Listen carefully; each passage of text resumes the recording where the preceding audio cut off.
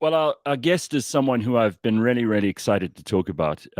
A reference from a friend and somebody who, on his own merits, is just the most incredible man. He is Conor McGregor's coach's coach. He's also one of the first American jiu-jitsu black belts. He's incredibly knowledgeable about social, cultural, and personal issues that relate to violence. And the book, which is called The Gift of Violence, is bound to be provocative. We'll talk a little bit about that in a short while. It's been blurbed by Michael Shermer, Rickson Gracie. He will be on Sam Harris's podcast around the time of the book's release. And I'm delighted that we are going to get to speak to him today. His name is Matt Thornton, and Matt Thornton is on the line. He's live from you're in Oregon, are you not? Yeah, Portland, Portland, Oregon. Oregon. Well, Matt, I've got to tell you the name of your book is hugely provocative. But before we get into any of that, because you know they're going to be feminists screaming and shouting, they're going to be people accusing you of being a toxic male and all of that stuff, and we'll Yeah, get into those issues in a minute. yeah. But right up front, I mean, I gave the most basic and really unfair introduction to someone whose life is full of incredible achievements, and I'm just delighted to have you here, and I'd love you to just describe for everybody what kind of a life you've had up to now and some of the things that you've got up to before the Sure. writing of this book. We can talk about the book in a second, but Okay. tell us a bit about you. Yeah. Well, I appreciate you having me on. Um, Thank you. I've been involved in martial arts for all my life. For whatever reason, I was kind of fascinated always by, ever since I've known of the existence of martial arts, I was kind of fascinated by the question what works and what doesn't in a martial arts context. And so after I left the Army in the very early 90s, I took up boxing and kickboxing at an art called Jeet Kune Do, which was Bruce Lee's kind of training method and philosophy. And I started teaching that. I moved out to Portland, Oregon, where I live now with my kids and my family, and became a bit disillusioned with kind of their teaching methods and what I saw some hypocrisy and basically things that don't work.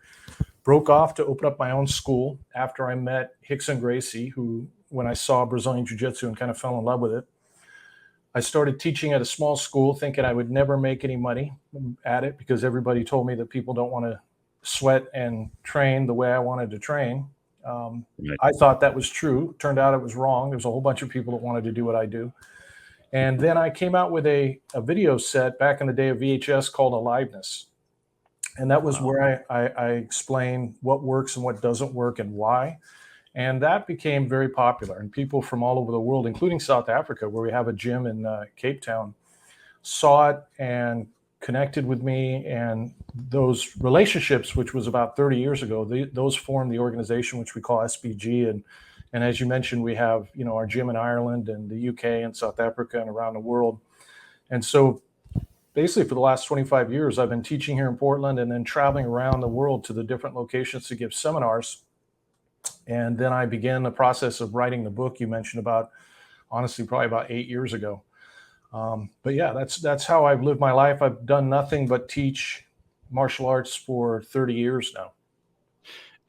During your time in the Army, you were obviously deployed. Where did you see active service?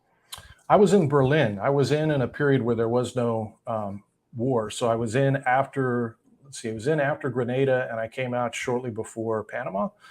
Wow. So my service was in actually Berlin, which in and of itself was kind of interesting because I was there when the wall was up. So I could Mm. see, travel, literally walk through Checkpoint Charlie and see what communism looked like and come back. And it was a good experience for 18-year-old boy.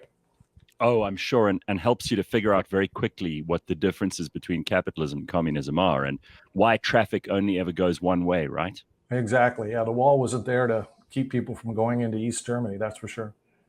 Yeah, it was, it must have been the most fascinating time to actually watch history unfold before your eyes. And there are a few things that I think people could talk about in the 20th century that are as phenomenal in terms of an ideological battle being won or lost. And really, the stakes were high.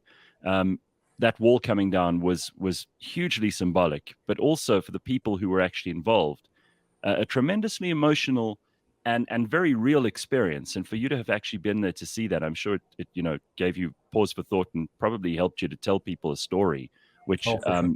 I'm afraid kids these days just don't seem, I sound like an old man, but they don't seem to be able to grasp why these ideologies are not equally good or bad, and Right. why some are worse than others. Right. It was a gift for me to be able to see it in practice, see what it actually looked like. So definitely changed my opinion on things. So, Matt, I mean, you live in one of the most liberal cities in the United States. You obviously are aware of the culture wars that are going on at the moment. The fact that it has become a very difficult thing for men to even figure out what their identity as males actually means, Yeah. and where they should be using their biological, genetic, and instinctive gifts to the best of their abilities, in a world where it seems like some of those gifts are being not only disregarded but being openly dismissed as harmful, dangerous, toxic. Um, as a guy who's really lived a life of incredible variety, of violence, obviously, of seeing what violence, when it's controlled, can do. This must be also quite irritating to you, to see this kind of ignorance pervading. Yeah. Unfortunately, I've had a front row seat to the the net result of progressive policies here in Portland. So, maybe 10 years ago, I would have gladly walked downtown Portland with my wife at 3 in the morning, not have thought a thing about it. There was police everywhere. It was a very safe, beautiful, clean city. And since it started a little bit beforehand, but it really took off in earnest after the death of George Floyd, that's all changed. And so, we had our homicide rate tripled. We had I think we had 97 murders last year, which is double anything that Portland has seen in the past. We have more than 700 homeless camps, but they're actually just drug camps, basically, all over the city. Our police is maybe a third of what they should be. The first thing that happens when you start cutting those budgets like they did in Portland is the training goes away, because the training budget is something that gets cut right away. And plus, when they're so understaffed, they don't have the manpower to be able to take somebody off the street to give them more training. So the net result, or the positive thing that you would want to have happen, one of the solutions to what people saw with the George Floyd circumstance is more training for police officers to be able to deal physically with some of these suspects. And that's the first thing to go. So every single thing that they've tried to implement, from eliminating the gang violence response team, which caused shootings to triple, to taking away the training, has made everything worse. Everything, and that's not just in Portland; it's around the United States. But Portland is kind of the flagship for all this stuff, and so it's been sad to see. Now, I think a lot of people want us to get straight into the book, and really that's the reason that you're doing these interviews at the moment. It seems to me to be the kind of book that I think many people here in South Africa too. You talk about problems with violence in America, but South Africa is a very violent country. We have the highest rape statistics in the world. We also have a huge problem with murder, with theft, with robbery, with grievous bodily assault, that kind of thing. So I think this book may be more interesting here than you may even realize. It isn't just for men, obviously.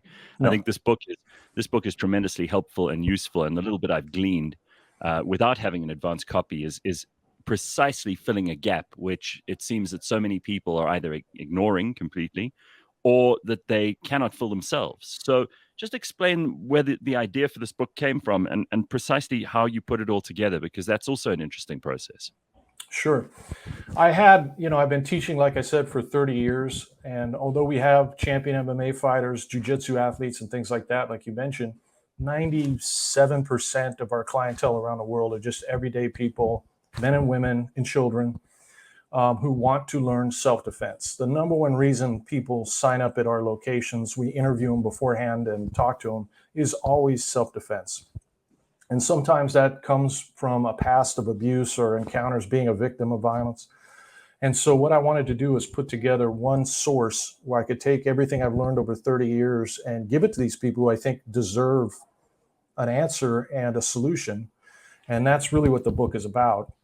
And what greater gift is there than the gift to be free from exploitation by physical means? And you hinted on something a couple times now, which is really important, is that I think anybody that looks at the data not just in the United States, but worldwide. If you're talking about violence of individuals versus individuals, which is the kind of violence I'm talking about, I'm not talking about warfare or terrorism, but individuals against individuals, which every year is around 4 times as many deaths as all the wars combined that year. Some people don't realize.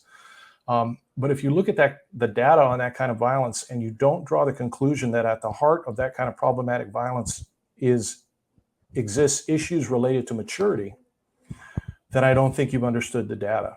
And what I mean by that is, if we look at the number one perpetrator of those crimes, we're going to be talking about a young male between the ages of 15 and 22, 23, and then it just starts to drop off dramatically from fatherless homes.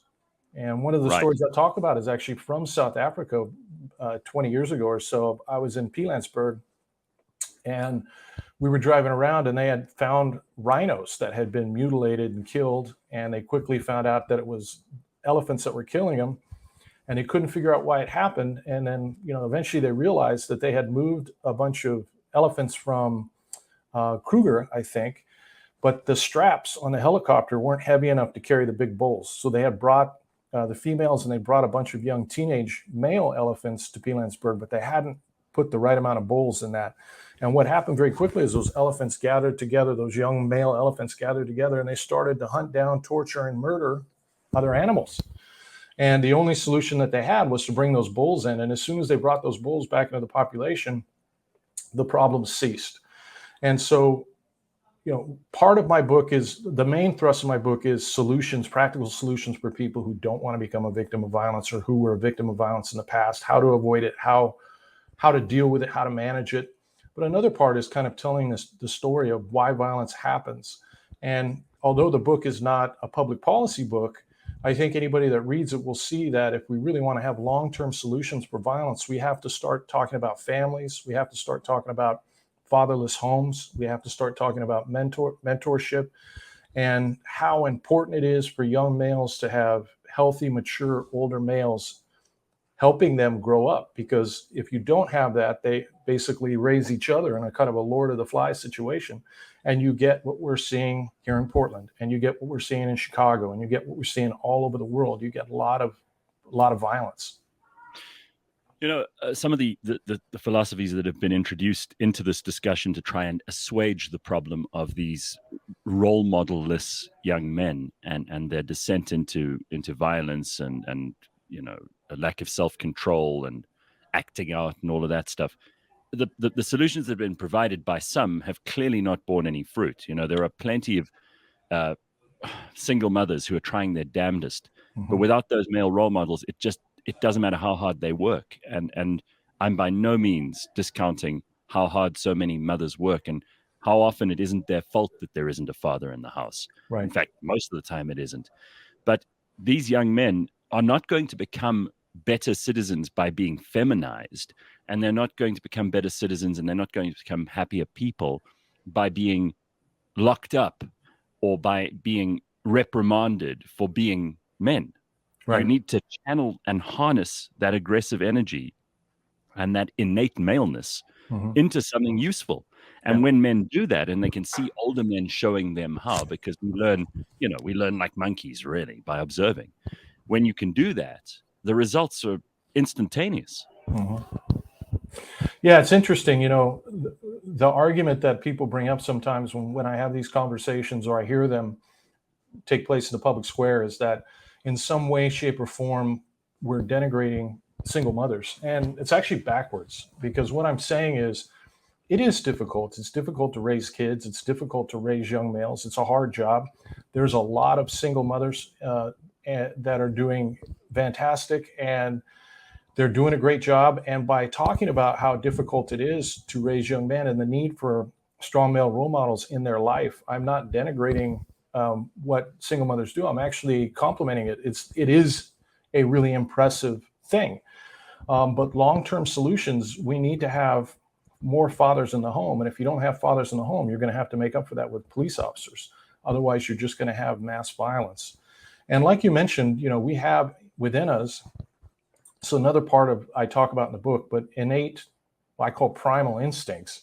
because, as you know, every single one of your ancestors and every single one of my ancestors lived long enough to procreate in an unbroken chain of success. And that part of their ability to do that was their ability to navigate predators and or use violence when it was appropriate. And all of us have within us those primal instincts, which can manifest in a very negative way if they're not given an outlet. So having fathers in the home really helps that. Combat sports really helps that. Giving young men a place where they can go and use that energy in a positive way is super important. So the title, The Gift of Violence, I mentioned at the beginning, is provocative and for the reasons already discussed, and maybe you want to add something to that. But the byline is practical knowledge for surviving and thriving in a dangerous world.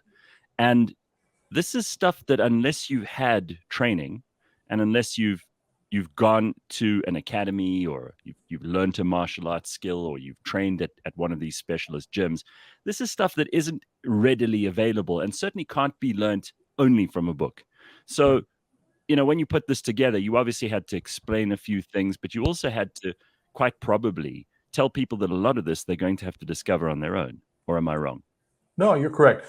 So one of the arguments that has been put forward to me over the 30 years that I've heard over and over again from, especially from people who teach fantasy-based martial arts. And I think people who aren't familiar with the martial arts world might not know, but the vast majority of martial arts don't work.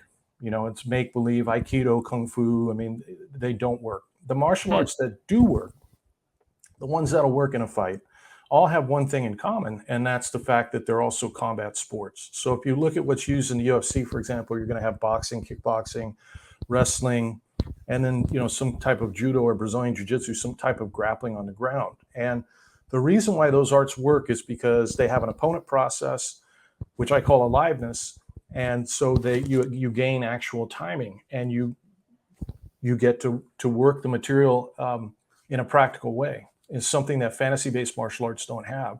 Now, I think a lot of people have realized that, especially since the advent of the UFC, especially young people who pay attention. It's a little harder to sell them the hocus pocus nonsense of martial arts these days than it was, say, 20 years ago. But one of the things that the hucksters who teach those martial arts will say is, well, yeah, but you guys are sports guys, and what we do is for the street.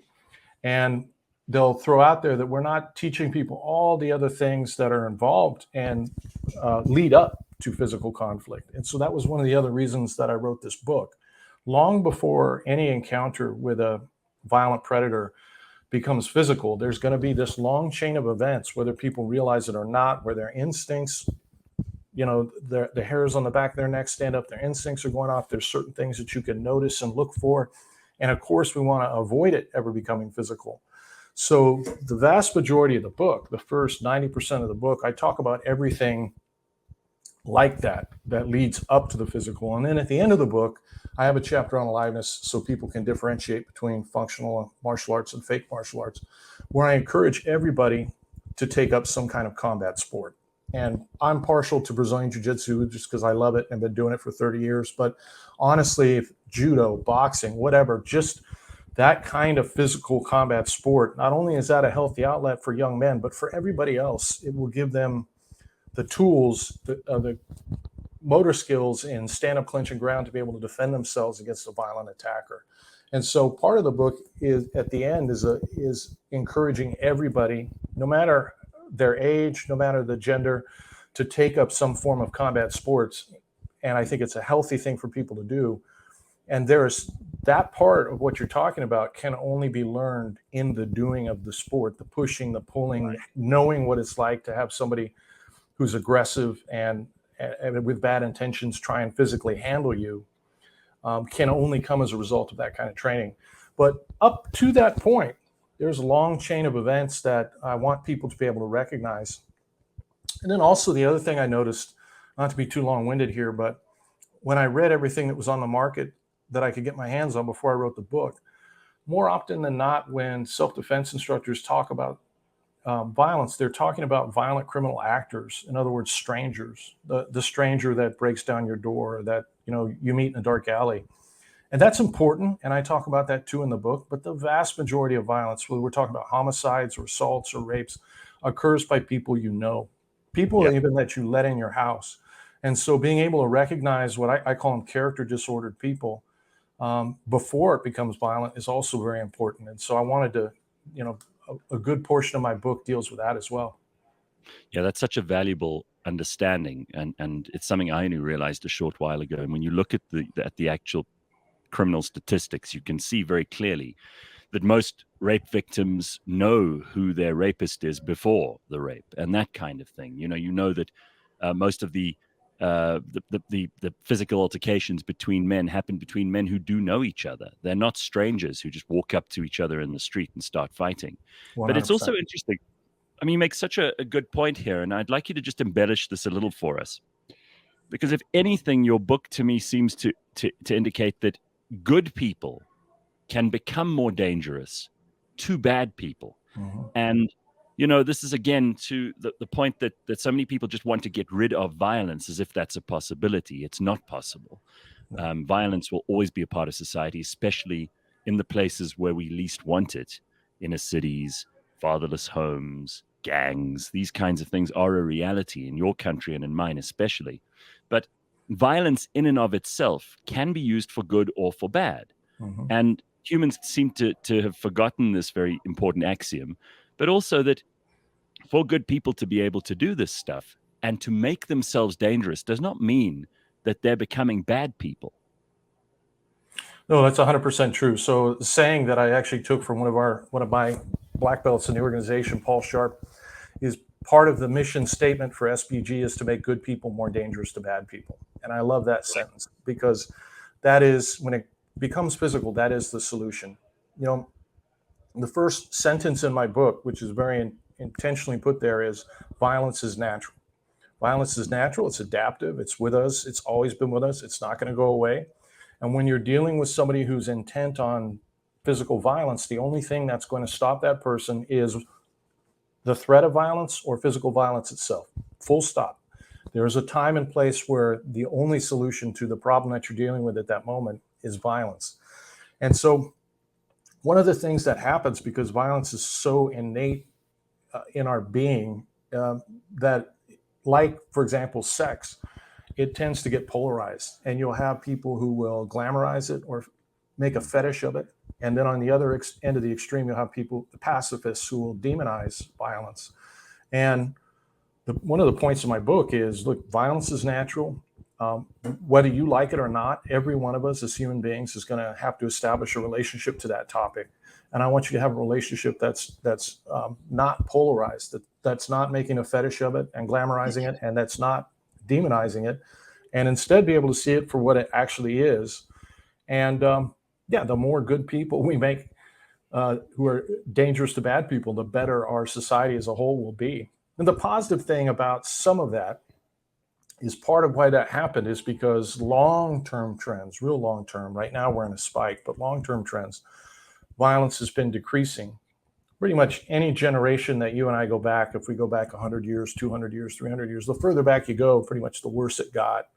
And so Yeah. part of it is just the effect of privilege. And there's a lot of people who maybe don't ever encounter violence for most of their life, and it's such a foreign thing to them.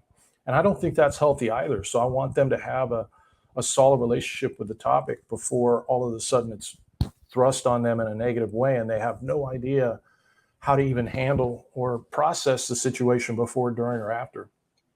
Well, I mean, it's kind of a sick and perverse thing that the people who make the rules in our society and the people who supposedly lead society in academia and in the schools and in kind of rich neighborhoods, these people are the ones who encounter violence the least, and the people at the bottom of the pyramid, the people who are socioeconomically deprived and find themselves the victims of this kind of thing more often than not, and who have an understanding of violence being natural, are very seldom the ones who make the rules. Yeah. And the media is filled with either a kind of fantasy version of this stuff where you can have superpowers and be able to.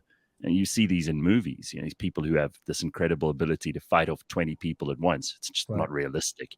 And they have clearly got no idea of how violence really works. And if it's not that, then it's the complete condemnation of violence with this pacifist idea that you can eliminate it.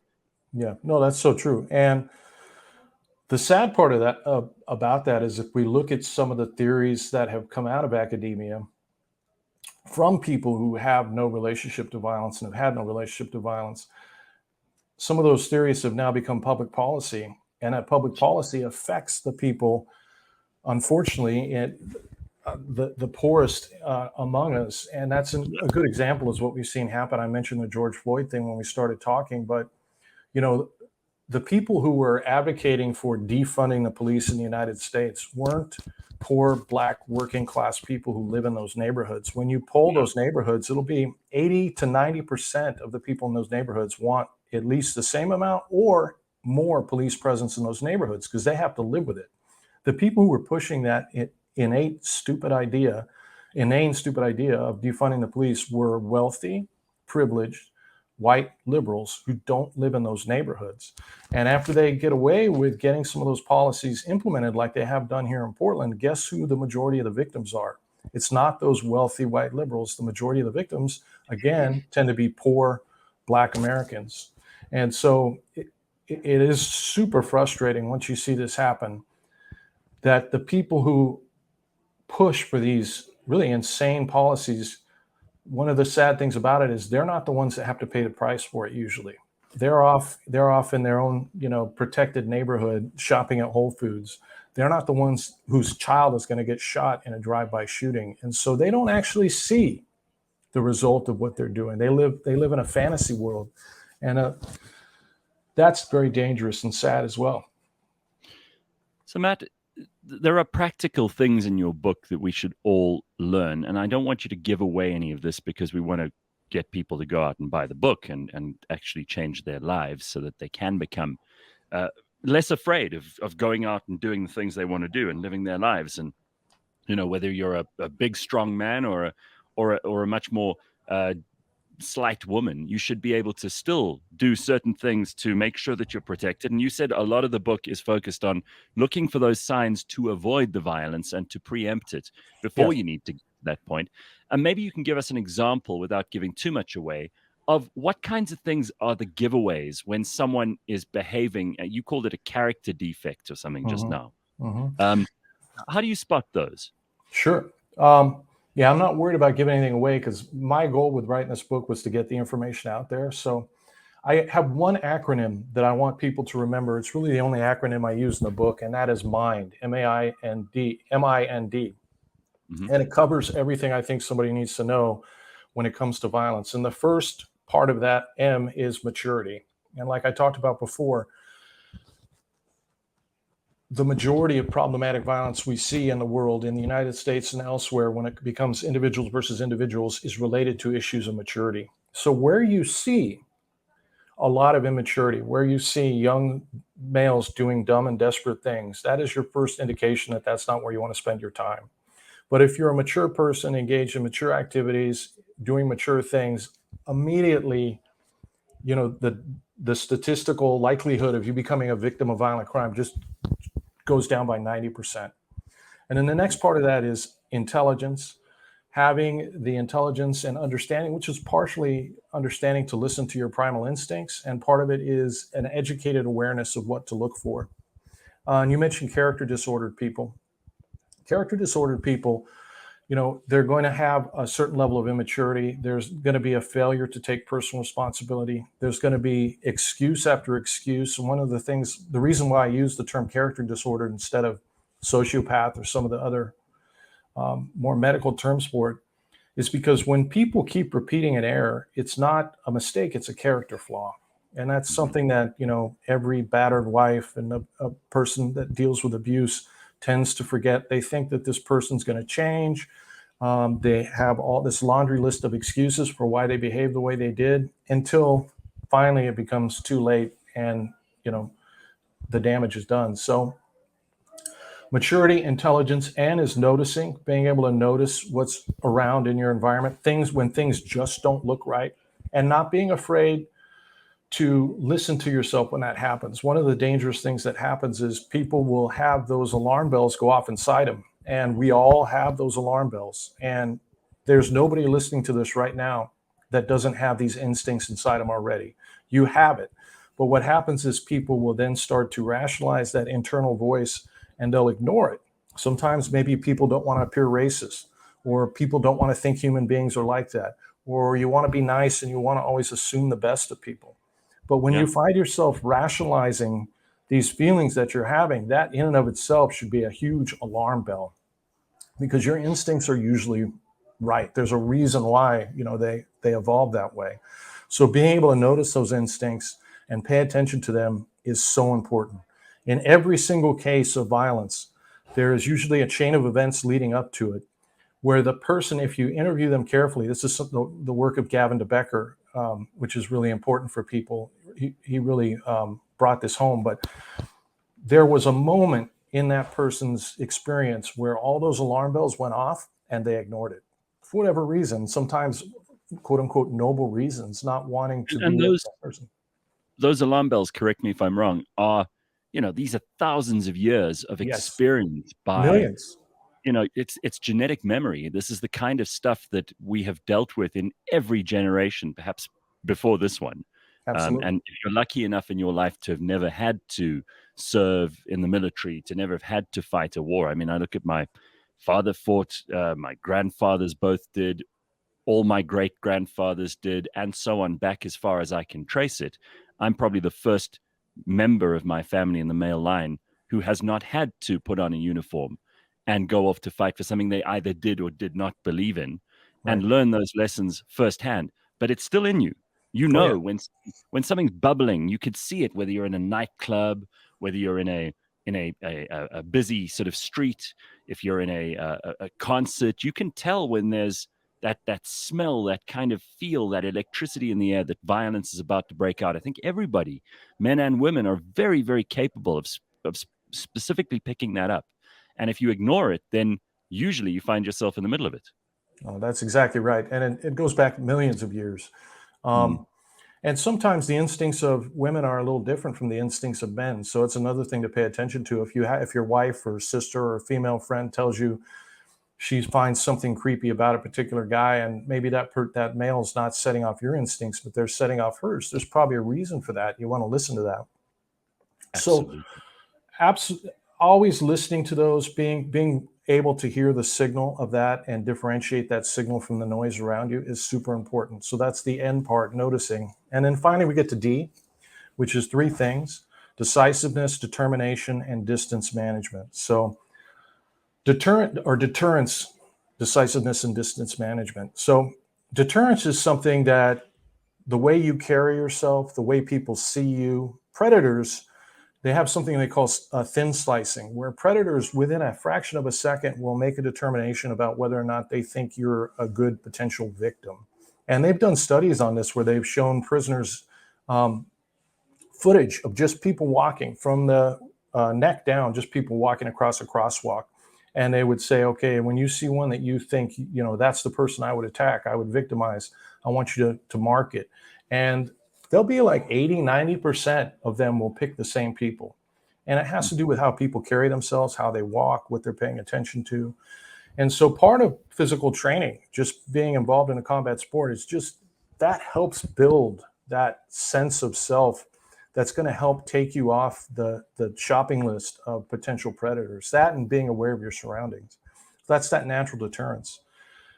Determination, if it does become physical, I want you to fight, and I want you to make sure you're the one that goes home to your family. So we talk a little bit about that, being able to draw that line in the sand.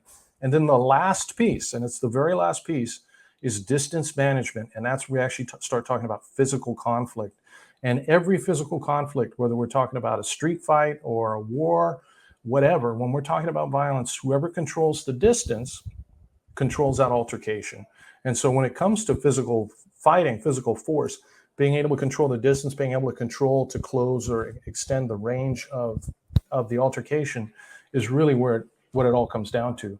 And being able to control that distance physically against another human body is the piece where combat sports come in. But there's a long list of things that lead up to that came before that. And part of what I wanted to do in the book is give people that information. This is all really, really helpful, and I'm things like distance management is just such a big deal, and you don't think about it until someone like you explains it, and then suddenly it all kind of makes sense. But there's obviously a lot that you'd have to go over once or twice in order to familiarize yourself, and then, as you said earlier, actually physically do it and Right. learn. But Right. when you talk about the final steps when violence becomes inevitable, um, this is really where I suppose a lot of people think that, well, the rules are all thrown out. You just have to lash out, kick, hit, do whatever you can, especially if you're not trained. Right. And people often think that the dangerous people are the ones who are always on tenterhooks, are aggressive, are looking for trouble. But the most dangerous people are probably the calmest ones in a situation like that, who only deploy that violence in very, very specific circumstances and in order to win. Well, that's right. Yeah. I mean, violence is always applied more effectively but when you're calm, or as calm as can be. And the better somebody comes at violence, the calmer they're going to be operating in that environment. Well, when we start talking about the physical aspect of things, martial arts or fighting, one of the things I think, one of the myths that's out there that's prevalent everywhere is that some martial arts are for street, quote unquote, some martial arts are for sport. And that implies that, for example, if you're dealing, I'll give you a situation. You get in a fight and somebody grabs your head and takes you down to the ground and they're holding you in a headlock, maybe punching you in the face. Any Mm. of us, who was a kid that's gotten in a fight in school has probably experienced that. There is no special street headlock escape when you get in that situation. And if your only escape is, well, if in that kind of situation, I'm going to bite him, the person's wearing a leather jacket, right? And plus, when it Hmm. comes to being able to defend yourself, the least reliable thing is physical pain. Police officers and paramedics and everything. There's so many situations where you see somebody with a knife sticking out of their head or their ears missing, and they're still going strong because drugs or just because of adrenaline. So there is a physical way, best practice for someone who's in that position being held down on the ground to use their body to control the other person's body and wind up escaping and coming out on top. That best way is well known. It's the same in a tournament or on the mat or in MMA or in the parking lot. Now, the stakes change and some of the strategy and tactics we will use will change, but the root skills of that physical delivery system, your body's ability to apply that against a bigger, stronger, more aggressive opponent doesn't change. And so, people who spend their life doing combat sports, who every day, every week are practicing fighting against other people who also know how to fight, comparing that person to just the average street thug or somebody who's just violent and aggressive, there's really no comparison. You know what? Their ability to defend themselves against that untrained person is huge. And so the skills that you learn, whether it's in a boxing gym or doing judo or in Brazilian jiu-jitsu, those transcend environment. They'll work in a grappling match, they will work in the cage, and they will work in a parking lot if you wind up getting attacked. That's why it's so important, I think, for American police officers and police officers around the world to train in Brazilian jiu-jitsu. We've seen time and time again that if somebody has a couple years, an officer has a couple years of that kind of training, what we would call a blue belt in Brazilian jiu-jitsu, they can handle themselves so much better than somebody that hasn't. And the likelihood of the force being escalated beyond what is necessary at the moment drops dramatically. And so it's good for the city, it's good for the person getting arrested, it's good for everybody. But this idea that there's sport and then there's street is simply a fallacy. If you can't beat us with rules, what makes you think you could beat us without them? Yeah. Yeah, this is such priceless value. Um, Matt, the problem is also for a lot of people, they don't want to have guns and knives on them. Most people don't walk around armed to the teeth and ready to take on any kind of danger. And I think in modern society, we shouldn't have to. I think if we live in a civilized place and we feel like we are among our community and we're safe in our community, it's probably something that most people don't really want to or have to think about. But the reality is that if you have some means, whether it's a learned skill in the case of martial arts, or whether it's a weapon, if that's something you also know how to handle properly, because there's no point in having a weapon if you don't know what to do with it, or if you're unskilled in it, it's just as dangerous to you then as it is to anyone you use it against. Right. Um, what is your preference in terms of, kind of what advice you might give to women in particular here? Let's say if you're a young single woman, would you advise that they should be thinking about having some kind of can of mace, knife, knuckle duster, a gun? What kind of thing would you tell a young woman? And maybe this is something you would even tell, your own daughter or someone like that. Yeah. Anytime I have a conversation with people like that, I want to sit down and just talk to them honestly and assess the situation. And my advice will be dependent on the person and the circumstances and also where they live. So here in the United States, we have more handguns in this country than we have people. Yeah. They're everywhere. And if tomorrow they pass a law that says nobody is allowed to have a handgun, the only people that are going to have handguns are going to be the bad guys. And so certain situations, I think carrying a firearm, especially here in the United States, is a good thing. But as you said, if you're going to carry that, you need to have training in it and be responsible, be able to hang on to it and understand how to use it and how to avoid situations where you'd have to, all that stuff. So the training becomes very important. But then there's other situations where that's just not practical, or as in your case, where it's not legal. I tell a story in the book one time. I had a young woman come in who was in a wheelchair. And when I started to talk to her, she told me these horrendous stories. Like she'd been attacked like in the last year, half a dozen times, of people kind of pushing her over and trying to grope her, trying to rape her. And she first started to say it, and this was probably 10 years ago when Portland was actually a nice city. I was thinking to myself, boy, at first I was thinking, that's just, why would somebody get attacked that often? That's just not statistically the way our city works. And then I realized immediately it's because of who she is, because she's the perfect target. So there exists in our world a certain class of human being who, when they see a woman in a wheelchair who's incapable of defending herself and nobody else around, that's a magnet to them. They want to go and rape and torture that young lady. So she was, whether she wanted to be or not, she was a magnet for that kind of street trash. And so she needed an effective way to be able to defend herself. I had her get on the mat and move around so I could see how well she moved around. And she had some upper body strength and she could move a little bit, but realistically, it was going to be very hard for her to defend herself. She had trouble hanging on to things. And so in that case, I'm not necessarily sure a gun or a knife would be a good situation for her. If she wanted to go with a gun, I would have said that's fine. But she was scared and didn't want to handle that. And she had, like I said, she had trouble gripping things sometimes. Pepper mace, well, she's in a wheelchair and she's going to get caught in that cloud of pepper mace and not be able to get away the way the rest of us would. So for her, my advice was get a big dog. Get yourself a dog that can go with you everywhere. And that, number one, is going to act as a deterrence to those kind of people. They're not going to want to get around a dog. Most of them are cowards anyway. And that was probably her best chance of being able to protect herself. But like I said, it really depends on the individual, what they feel comfortable carrying. Even if just carrying a knife, like you said, that can also be used against you. So if you're going to carry a knife, you want to have training in it. You want to be able to hang on to it. You want to understand when you should and should not deploy it. So I would say case by case basis, depending on the laws in your area and how comfortable you are. But I am all for good people being able to defend themselves. So I don't want to take away anybody's right to do it anywhere.